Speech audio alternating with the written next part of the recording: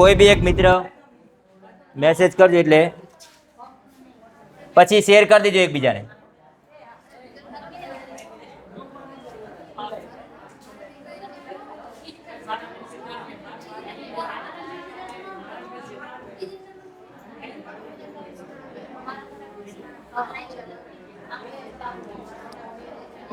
Okay, અગાઉ આપણે તમને ખ્યાલ છે અગાઉ આપણે થોડાક સ્ટાર વિશે જોયું હતું.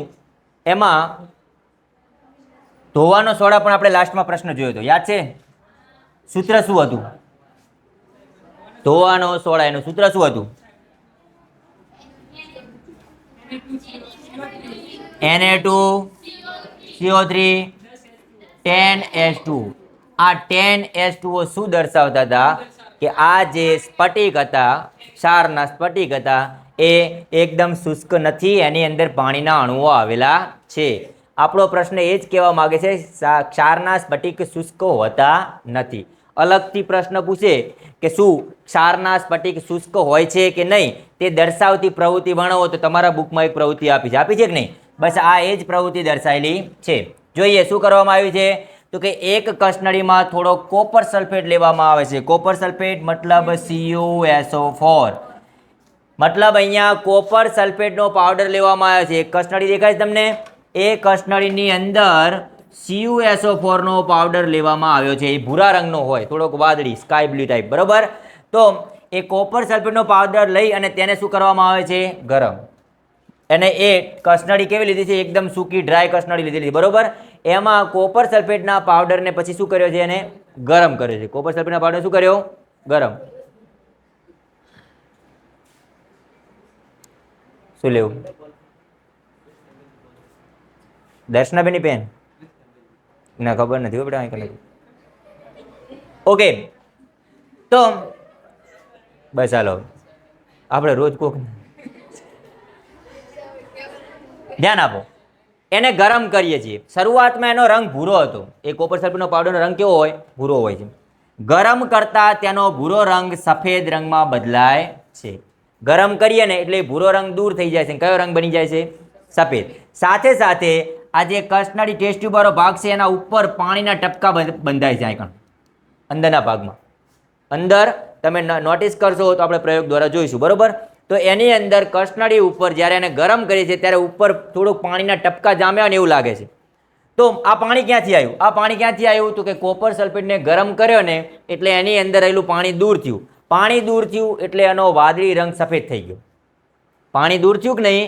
એ પાણીના અણુઓ દૂર થવાથી કોપર સલ્ફેટનો વાદળી રંગ રહે શું થઈ ગયો? સફેદ રંગ થઈ ગયો. એ પાણી પછી ઉપર જઈને અહીંયા જઈને ઠંડુ થયું એટલે પાછા એના ટપકા થઈ ગયા. વરાળ સ્વરૂપે ઉત્પન્ન થાય કે નહીં? વરાળ અહીં ઠંડી પડી અને એ ટપકા પાછા બાજી ગયા પાણીના, બરોબર? આવું થયું છે.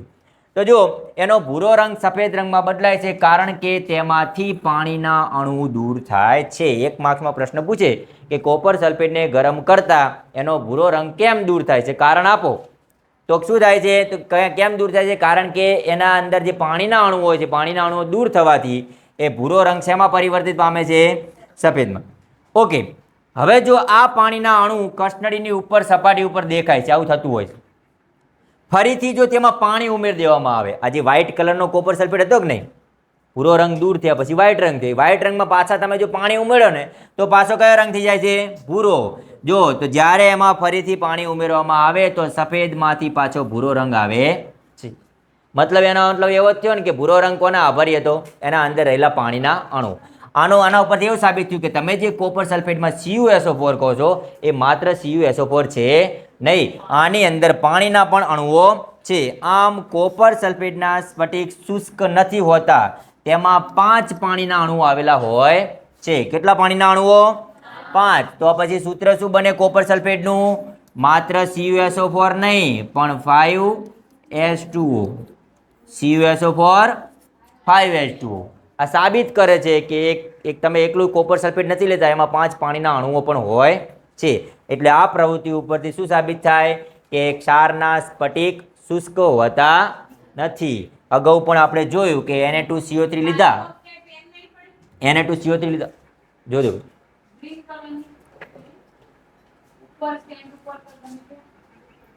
અહીંયા પડી છે.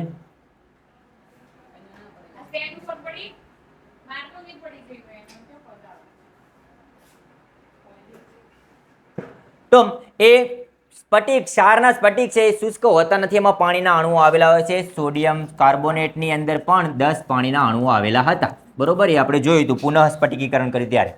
ઓકે, તો આ વાત હતી. શું સાબિત કરવાની? ક્ષારના સ્ફટિકો શુષ્ક હોતા નથી. પ્રવૃત્તિ સાથે કહે તો આ પ્રવૃત્તિ લખવાની રહેશે, કોપર સલ્ફેટનું ઉદાહરણ લેવાનું રહેશે, છેલ્લે સાબિત કરવાનું કે 5 પાણીના અણુઓ આવેલા હોય છે. ઓકે, હવે આપણા ચેપ્ટરનો લાસ્ટ પ્રશ્ન છે પ્લાસ્ટર ઓફ પેરિસની બનાવટ અને તેનો ઉપયોગ. POP, plaster of Paris. POP જોયું છે ને તમે? નામ સાંભળ્યું પણ હશે પીઓપીનું. ઘરે કે પીઓપી કરવું છે ને આ બધું તમે નથી કહેતા બધા? એ પીઓપી મતલબ શું? Plaster of Paris. ઓકે, થોડું ઘણું ચિત્ર જોઈને પણ તમને ખબર પડી જશે કે ક્યાં એનો બીજો ઉપયોગ થાય છે. હાથ પગ ભગાવો ને તો ડૉક્ટર ત્યાં એનો ઉપયોગ કરે છે ઇલાજ કરવા માટે. અન્ય જળ ધરાવતો સ્ફટિક. અન્ય જળ ધરાવતો સ્ફટિક છે કયો? તો કે જીપ્સમ, ચિરોડી. નામ બધા યાદ રાખજો, જીપ્સમ પણ યાદ રાખજો, ચિરોડી પણ યાદ રાખજો. બરોબર. એ શું છે? તો કે જેમાં પાણીના 2 અણુઓ આવેલા હોય છે. પૂછે કે જીપ્સમનું રાસાયણિક નામ શું છે? તો એનું રાસાયણિક નામ છે કેલ્શિયમ સલ્ફેટ ડાયહાઇડ્રેટ. કેલ્શિયમ સલ્ફેટનું સૂત્ર આવડે છે? CaSO4. ડાય એટલે 2, હાઇડ્રેટ એટલે H2O. CaSO4, કેલ્શિયમ સલ્ફેટ પણ એક સ્ફટિક છે. એમાં પણ પાણીના અણુઓ છે. કેટલા? 2. કેટલા? એક માર્ક્સમાં પ્રશ્ન એવો પૂછે કે જીપ્સમના જે અણુસૂત્ર જીપ્સમનું જે સૂત્ર છે, રાસાયણિક સૂત્ર છે, એમાં પાણીના કેટલા અણુઓ છે? તો 2 છે. જીપ્સમનું રાસાયણિક નામ આપો તો કે કેલ્શિયમ સલ્ફેટ ડાયહાઇડ્રેટ. ડાય શબ્દ મતલબ કોના માટે છે? અહીંયા 2 માટે. એના ઉપરથી સૂત્ર બનાવ્યું. શું સૂત્ર બન્યું? CaSO4 2H2O. CaSO4 2H2O એનું સૂત્ર થાય છે. જીપ્સમનો ઉપયોગ પ્લાસ્ટર ઓફ પેરિસ બનાવવા માટે થાય. જીપ્સમમાંથી પ્લાસ્ટર ઓફ પેરિસ બને છે. ઓકે, કઈ રીતે બને છે? તો કે જીપ્સમને 373 કેલ્વિન તાપમાન, સેલ્સિયસ નથી કીધું, 373 કેલ્વિન તાપમાન કીધું, 100 સેલ્સિયસ. કેમ કે 0° બરાબર 273 કેલ્વિન. તો 373 કરવા હોય તો 100° સેલ્સિયસ થાય કે ના થાય? 373 કેલ્વિન. ઓકે,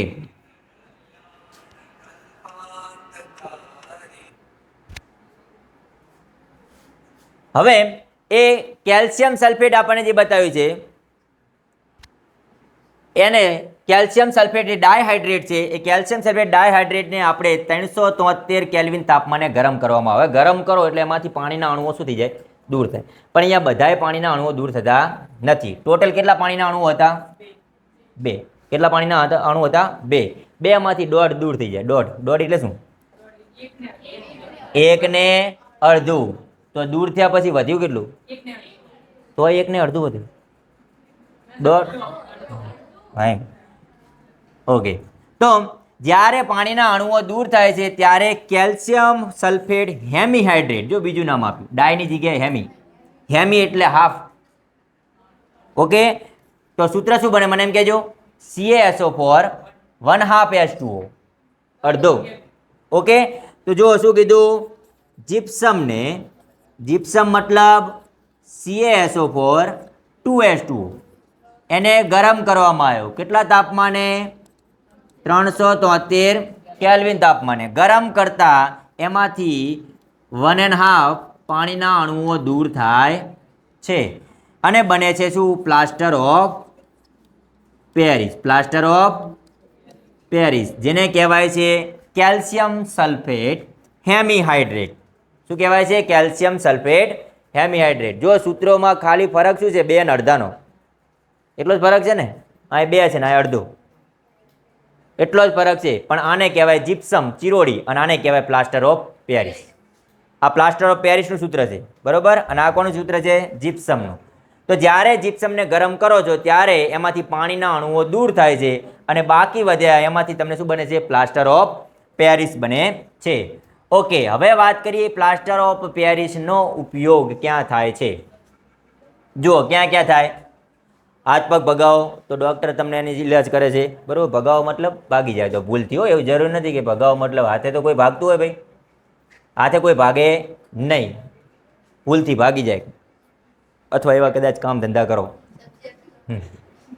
હાથ પગ ભગાવાના તો થાય.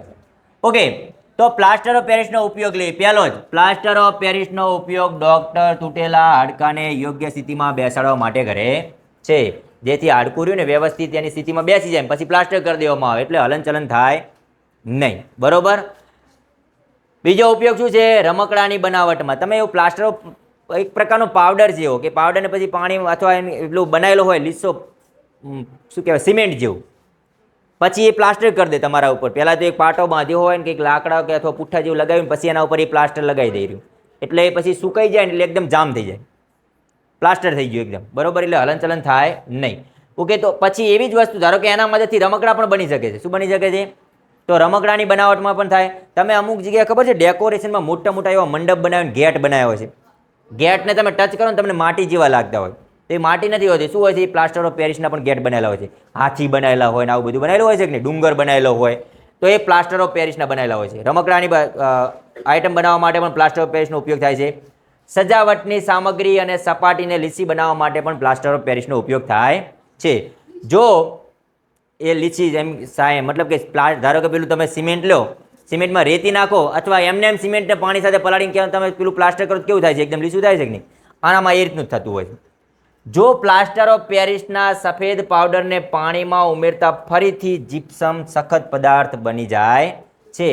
પ્લાસ્ટર ઓફ પેરિસ હોય એ પ્લાસ્ટર ઓફ પેરિસની પાછું એની અંદર પાણી ઉમેરી દેવામાં આવે અને પાણી ઉમેરીએ એટલે પછી શું બની જાય? પાછો જીપ્સમ. અગાઉ આપણે જોયું જીપ્સમને ગરમ કરીએ પાણી દૂર થયું, પાણી દૂર થયું તો પ્લાસ્ટર ઓફ પેરિસ બન્યું. પ્લાસ્ટર ઓફ પેરિસમાં પાછું પાણી ઉમેરો તો શું બની જાય? પાછું જીપ્સમ. પ્રક્રિયા ખબર પડી? જીપ્સમ ગરમ કરો તો શું બને? Plaster of Paris. કેમ? કેમ કે પાણી દૂર થયું. આ પ્લાસ્ટર ઓફ પેરિસ છે, એમાં પાણી ઉમેરો. શું ઉમેરો? તો પાછું શું બની જાય? જીપ્સમ. એટલે પાવડરમાં પાણી ઉમેરો એટલે પાછું કડક થોડાક સમય પછી એકદમ સખત પદાર્થ બની જાય, જેને આપણે શું કહીએ છીએ? જીપ્સમ કહીએ છીએ. બરોબર. તો આ રીતે પ્લાસ્ટર ઓફ પેરિસની અંદર પાણી ઉમેરવામાં આવે એના પાવડરની અંદર, સફેદ પાવડરમાં, તો પાછો એ જીપ્સમમાં પાછા પરિવર્તિત પામે છે. એનું પણ સમીકરણ આપણા બુકમાં આપ્યું છે આ રીતે. ચલો, પ્લાસ્ટર ઓફ પેરિસનું સૂત્ર શું હતું? CSO4 1/2H2O. એમાં પાણીના અણુ ઉમેરશું. તમને એમ થાય સાહેબ અડધા H2O ત્યાંથી આવે ને દોઢા ત્યાંથી આવે છે? દોઢા એટલે દોઢ. આટલા ક્યાંથી ગોતીને લાવવા? મતલબ કે પાણીનો અણુ લેવાનો અને કાપવાનો, અડધો કરવાનો? ના, એવું કંઈ ના હોય ભાઈ. કઈ રીતનું હોય? પાણીનો અણુ એક જ હોય, મતલબ કે પૂર્ણાંકમાં હોય. એક મતલબ પૂર્ણાંકમાં હોય. અહીંયા અડધો ક્યાંથી આવ્યો? તો હવે આવા બે લઈ લેવામાં આવે. કેટલા લઈ લેવામાં આવે? એટલે હવે પાણીના કેટલા અણુ થઈ ગયા કહેવાય? બે ગુણો એટલે એક થાય ને. અને કેલ્શિયમ સલ્ફેટ કેટલા થઈ ગયા કહેવાય? બે. મતલબ પાણીના એક અણુ સાથે બે CaSO4 હોય. બે CO. સમજ્યા તમે આખી વસ્તુ? કે અડધા અણુ સાથે અડધા ક્યાંથી ગોતવા જવાના, દોઢા ક્યાંથી ગોતવા જવા? એટલે આ રીતે કેલ્શિયમ સલ્ફેટ હેમીહાઇડ્રેટ છે, એમાં પાણી ઉમેરવામાં આવે એટલે ઓટોમેટિકલી એને જેટલું પાણી જોતું છે એટલું જ મેળવશે. કેટલું જોડે છે? 1.5. બરોબર. એટલું પાણી એને મળશે એટલે પાછો શું બની જશે? ડાયહાઇડ્રેટ, મતલબ કે જીપ્સમ. શું બની જાય છે? પાછો જીપ્સમ બની જાય છે. ઓકે. ગરમ કરો તો પાણી દૂર થાય તો પ્લાસ્ટર ઓફ પેરિસ બને. પ્લાસ્ટર ઓફ પેરિસમાં પાણી ઉમેરો તો પાછું જીપ્સમ બની જાય છે. ઓકે. કેટલા તાપમાને ગરમ કરીએ છીએ? 373 કેલ્વિન.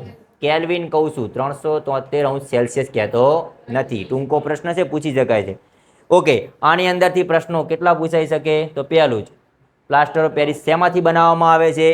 જીપ્સમમાંથી અથવા ચિરોડીમાંથી.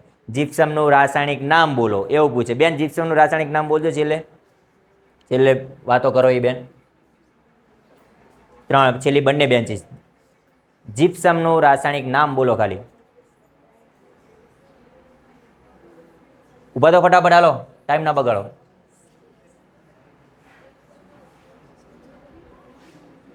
બોલો. તો ખાલી હાથ ઊંચો કરે, હાથ ઊંચા કરીને બેઠા છો અને પછી મેં ઊભા કરવાનું કીધું કે સાહેબ હું તો એને કહેતો.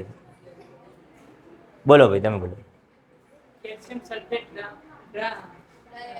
ડાયહાઇડ્રેટ. કેલ્શિયમ સલ્ફેટ ડાયહાઇડ્રેટ એ જીપ્સમ અથવા ચિરોડીનું સૂત્ર છે, બરોબર, સોરી નામ છે એનું, CaSO4 2H2O એનું સૂત્ર થઈ ગયું રાસાયણિક.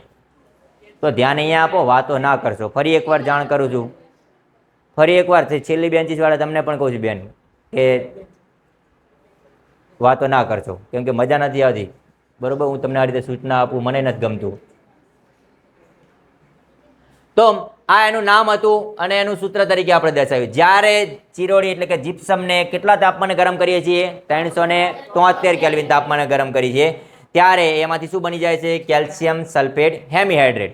હેમીહાઇડ્રેટ મતલબ 1/2 H2O, બરોબર. અને એ શું બને છે? કોનું સૂત્ર છે? તો આ સૂત્ર છે પ્લાસ્ટર ઓફ પેરિસનું. કોનું છે?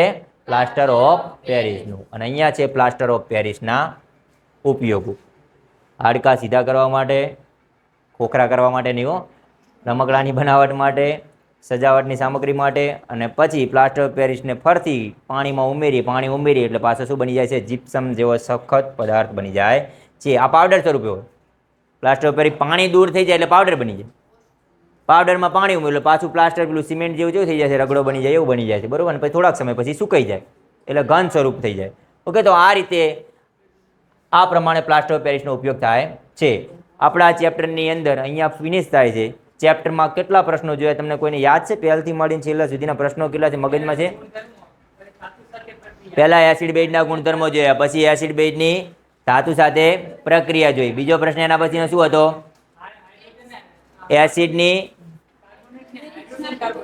એસિડની ધાતુના કાર્બોનેટ અને ધાતુના હાઇડ્રોજન કાર્બોનેટ સાથે પ્રક્રિયા જોઈ. ત્રીજી એના પછી શું જોયું? એસિડ બેઝની પ્રક્રિયા જોઈ, તટસ્થીકરણની પ્રક્રિયા જોઈ. પછી હા, ધાતુ ઓક્સાઇડ ને અધાતુ ઓક્સાઇડ મતલબ કયા ગુણધર્મો ધરાવે છે, એસિડિક છે કે બેઝિક, એ જોયું. પછી એસિડ બેઝમાં સમાનતા શું હતી એ જોઈ, હાઇડ્રોજન વાયુ વાળું. પછી વિદ્યુતની વાહકતા વિશે જોયું.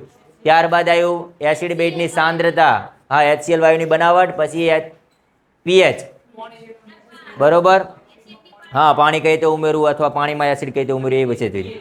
પછી આવી ગયું એસિડ બેઝની સાંદ્રતા એટલે pH. અને લાસ્ટમાં એના pH પછી આપણે કયો પ્રશ્ન જોયો? એના પછીનો ક્ષારના પરિવાર વિશે જોયું. પછી આપણે NaOH ની બનાવટ જોઈ, ખાવાનો સોડા એનો ઉપયોગ, ધોવાનો સોડા એનો ઉપયોગ, વિરંજન પાવડર એનો ઉપયોગ, પ્લાસ્ટર ઓફ પેરિસ એનો ઉપયોગ, અને કોઈ સ્ફટિક શુષ્ક છે કે નહીં ચેક કરવા માટેની એક પ્રવૃત્તિ. આટલા પ્રશ્નો છે. પ્રશ્નો તમને ખબર હોય, પ્રશ્ન ઉપરથી ના જવાબ.